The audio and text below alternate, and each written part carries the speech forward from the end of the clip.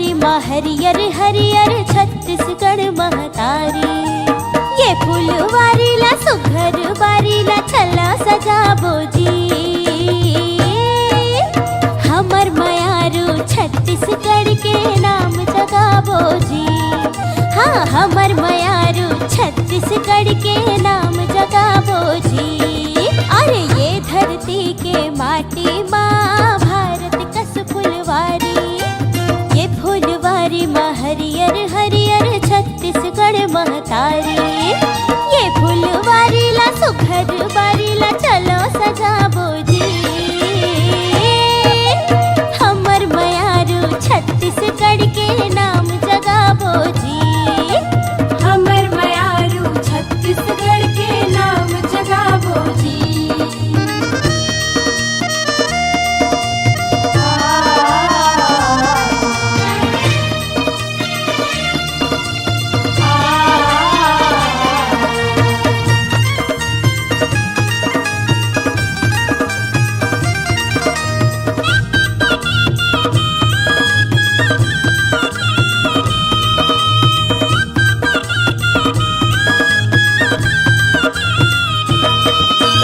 इहा के शिवरी नारायण माँ संगी सबरी दाई के सुघर धाम। गिरौदपुरी माँ बाबा के धाम। बाबा सिखावे सतनाम सतनाम।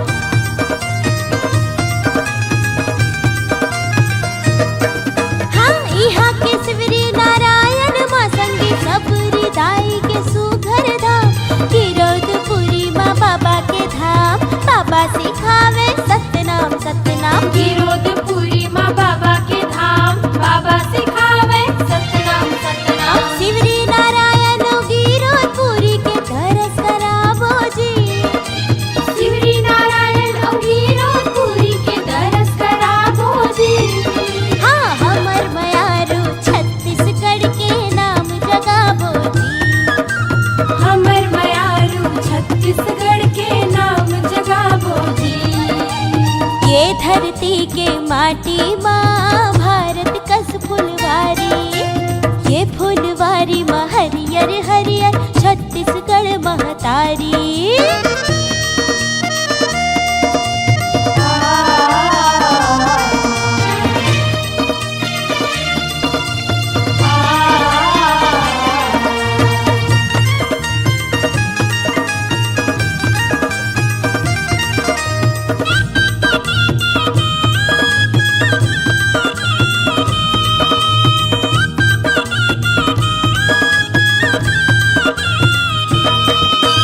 ये धरती के सुघर माटे माँ हरियर धानु पुजाबो जी। आवरे संगी जुर्मिल के पंथी कर्मा दरिया गाबो जी।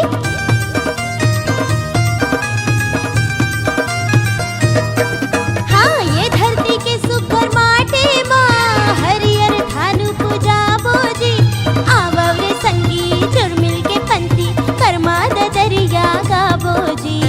आवर संगी झुरमिल के पंथी करवा दरिया गाबो जी। बहु पियासी मखा के बासी नागर चलाबो जी। बहु पियासी मखा के बासी नागर चलाबो जी। हमर मयारू छत्तीसगढ़ के नाम जगाबो जी। हमर मयारू छत्तीसगढ़ के नाम जगाबो जी। ये धरती के माटी माँ भारत कस फुलवारी।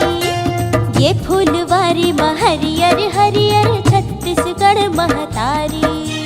ये फुलवारी ला सुघर बारी ला चला सजाबो जी। हमर मयारू छत्तीसगढ़ के नाम जगाबो जी। हमर मयारू छत्तीसगढ़